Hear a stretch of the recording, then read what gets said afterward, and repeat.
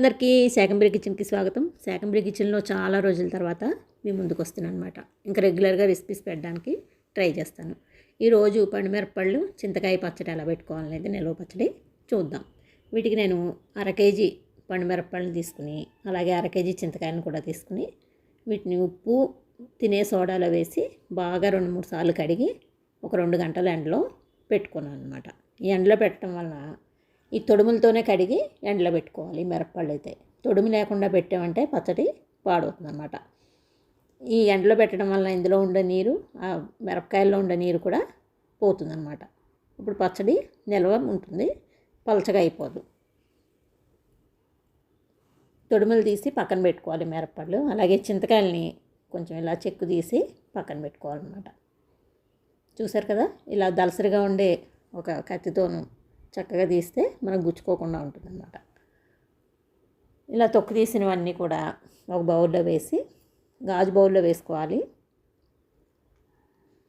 ఒక స్పూను చిన్న స్పూన్తో పసుపు, ఒక 70 గ్రాముల కళ్ళుప్పుని వేసుకున్నాను అనమాట. అంటే మీరు ఇందులో ఉండే పులుపుని బట్టి ఉప్పు వేసుకోవాలి. ఇవి మరీ పుల్లగా లేవు కాబట్టి 70 గ్రాములు వేసాను. అలాగే చెక్కు కూడా తీసేసాం కదా, పైన పొట్టు తీసేయడం వల్ల ఒక 70 నుండి 75 గ్రాముల వరకు ఈ కళ్ళుప్పు పడుతుందన్నమాట.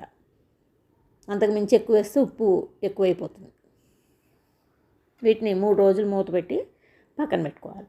అలాగే పండుమిరపళ్ళు ఉంటాయి కదా, వాటిని కూడా కట్ చేసి వీటిలో కూడా ఒక 1/2 కేజీయే కాబట్టి ఒక 3 టేబుల్ స్పూన్స్ అయితే ఉప్పు సరిపోతుంది అన్నమాట. అంతకు మించి ఎక్కువ వేసినట్లయితే బాగా ఉప్పగా అయిపోతుంది పచ్చడి.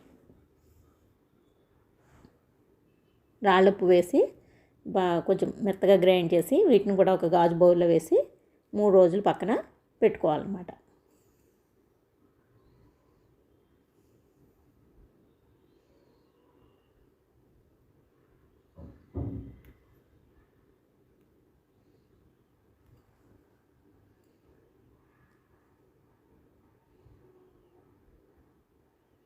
చూస్తారు కదా, 3 రోజుల తర్వాత మెత్తగా అయిపోతుంది. ఇంకా 5 రోజులు అయితే మరి మెత్తగా అయిపోతాయి అన్నమాట. నేను 3వ రోజే గ్రైండ్ చేసి పిక్కలు తీసి పెట్టేసుకున్నాను. ఈ పిక్కలన్నీ కూడా ఇలా మనం తీసేసుకొని చక్కగా వీటిని మిక్సీ జార్లో వేసి గ్రైండ్ చేసుకోవాలి మెత్తగా. ఇలా చేయడం వల్ల మనకు రోకళ్ళు అవసరం ఉండదన్నమాట. కలవాలు కానీ వేటితోనూ పని ఉండదు. అపార్ట్మెంట్లో ఉండే వాళ్ళకి అవన్నీ కష్టం కాబట్టి ఈజీ మెథడ్లో ఇలా తయారు చేసి పెట్టుకోవచ్చు. అలాగే ఈ పల్పుని మనం ఒక సీసాలో వేసి పెట్టినట్లయితే చాలా రోజులు నిల్వ ఉంటుంది. 1-2 ఇయర్స్ వరకు నిల్వ ఉంటుంది. వీటిని మనం కొన్ని రెసిపీస్లో మనం పులుపు కావాలనుకుంటే, చింతకాయ ఫ్లేవర్ కావాలనుకుంటే వాడుకోవచ్చు అన్నమాట.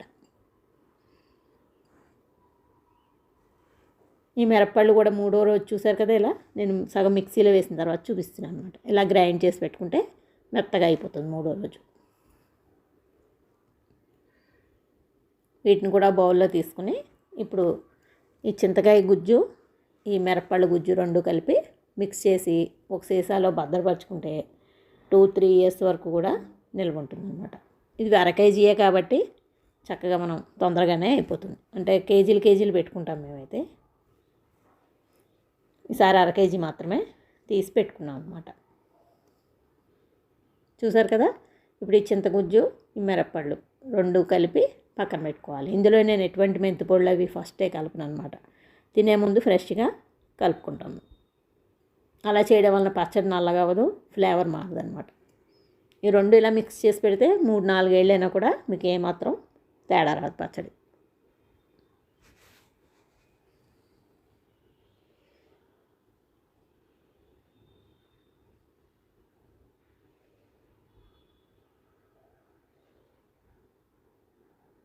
చూసారు కదా, దీన్ని ఒక సీసాలో భద్రపరచుకోవాలన్నమాట. ఎండ తగలకుండా చక్కగా నేడుగా చల్లగా ఉండే ప్రాంతంలో పచ్చళ్ళు కానీ నూనెలు కానీ పెట్టినట్టయితే ఎటువంటి స్మెల్ కానీ ఎటువంటి ప్రాబ్లం వాటికి రావు, టేస్ట్ తేడా రాదన్నమాట.